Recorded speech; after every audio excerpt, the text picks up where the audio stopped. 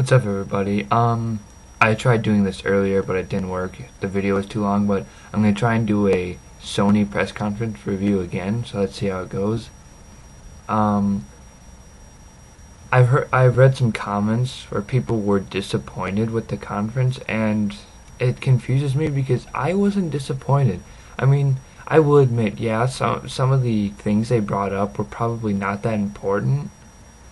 But again, E3 is kind of it's for consumers, yes, but it's also for kind of developers to see who's getting the money or who's putting out the best stuff, and them announcing that they're signing a deal with Coke to kind of advertise the PlayStation 3 more on Coke bottles. Well, I mean, that's good for attracting attention from developers. So if you're gonna hate on them for that, then be my guest. But it there are reasons for kind of announcing that.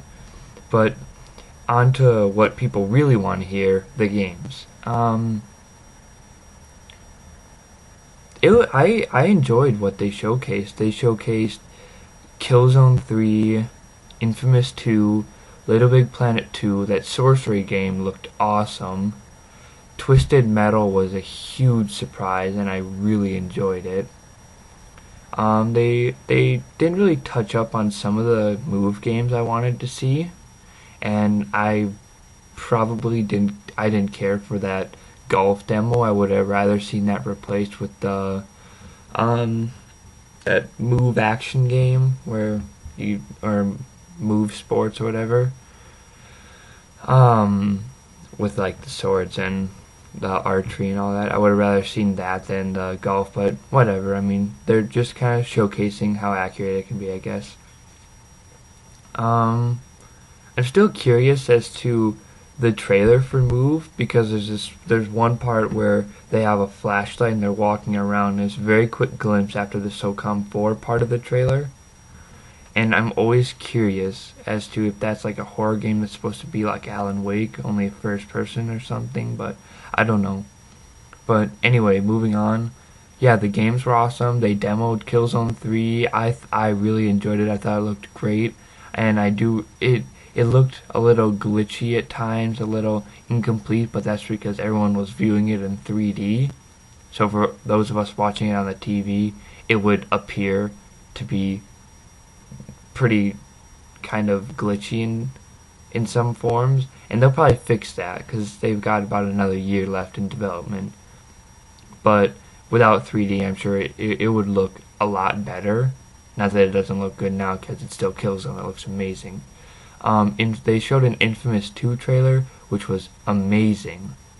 I really want to get that game. When I first heard that they were redesigning Cole and got a new voice actor, I was a little disappointed because I didn't have any complaints for the voice actor, but after seeing that trailer, I generally liked it, especially again when Cole says that phrase or whatever. It's always something. The way he says that, I liked it. It brought a tear to my eye about how cool Sony is. The Little Big Planet demos were awesome for stuff that was created in a day.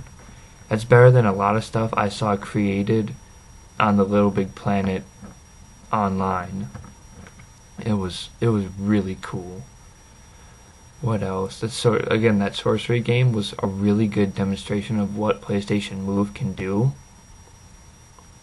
They showcased that Dead Space 2 would have an exclusive, or would be marketed with an exclusive version for PlayStation that would come with Dead Space Extraction, which was pretty cool. Medal of Honor would come with Medal of Honor Frontlines in HD quality, which is really cool. Exclusive for the PlayStation 3, of course. Assassin's Creed Brotherhood is going to come with exclusive missions for the PlayStation, and the beta is going to be released only on PlayStation. I think it was either it was going to be released first on PlayStation or only on PlayStation. Portal 2, that was probably like one of the coolest announcements to a game ever. I mean, I really enjoyed Gabe Newell walking on stage and basically openly saying, yeah, I've been a huge critic of the PlayStation, have stated that I at many times have not liked it, and now I'm here on stage saying that we're making Portal 2 and it's going to be the best version. The best version is going to be on the PlayStation 3. So I'm going to go backstage and hope I don't die. And it made me laugh, and I liked the trailer they showed, and it was a very cool appearance on there, especially his line about Kevin Butler, the VP of sharpening things. That was pretty funny. Which brings me to my next subject. Kevin Butler appearing on there was like a huge thing for me because he's like one of the funniest guys I've ever seen. His one-liners are the best. And then he did they showed 2 commercials with that one kid from Role Models, and I watched Role Models for the first time like 2 weeks ago and thought that was a freaking hilarious movie. So I'm glad to see that kid, who's going to be called Marcus, on for PlayStation Portable commercials, because I have yet to get a PlayStation Portable, but I played the PSP at a friend's house and I really enjoy it. It's so fun to play. It's never marketed well to the point where I want to go out and buy it. I always see PlayStation Portable and think I should probably get one of those sometimes, but I'm never pushed enough by advertisements. So I'm happy to see that they're going to try and push that a little more. They got like Ghost of Sparta, iPad coming, which is pretty cool. Papaton 3, I think that's how it's pronounced. That was all cool. I forgot about Gran Turismo 5. That's supposed to be released. I think it was November 2nd.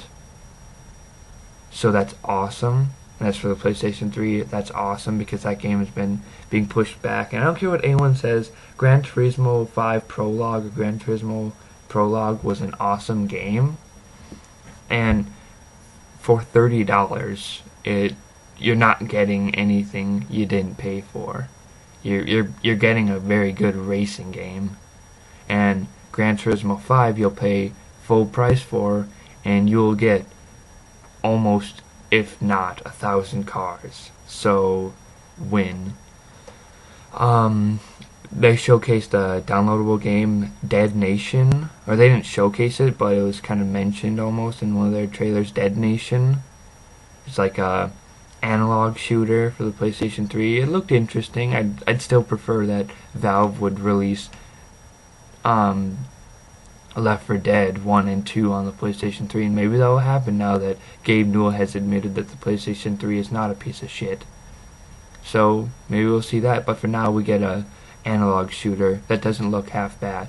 And now one of my final points I want to make is the PlayStation Plus. When he first kind of was talking about that, I was like, oh great, I'm gonna have to pay for online now. Well, guess I'll stop playing the PlayStation. Well, you still get every feature that everyone has online for the PlayStation 3.